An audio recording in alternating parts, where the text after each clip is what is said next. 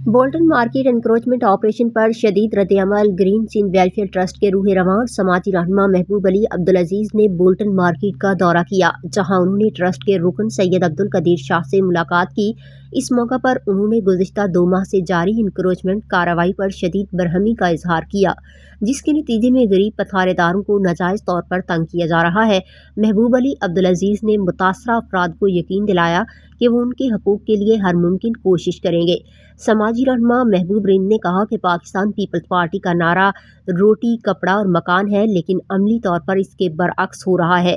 Bolton market की plastic गली में 80% नौजवान मेहनत मजदूरी करके अपने वालिदैन और बच्चों का पेट पाल रहे हैं।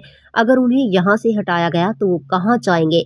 मुल्क में पहले ही बेरोजगारी अपने अरूज पर है और नौकरियां दस्तयाब नहीं, लिहाजा हुक्काम बाला से अपील है कि इन गरीबों को बेरोजगार न किया जाए और उन्हें अपने बच्चों के लिए रिज़्क़ हलाल कमाने से महरूम न किया जाए।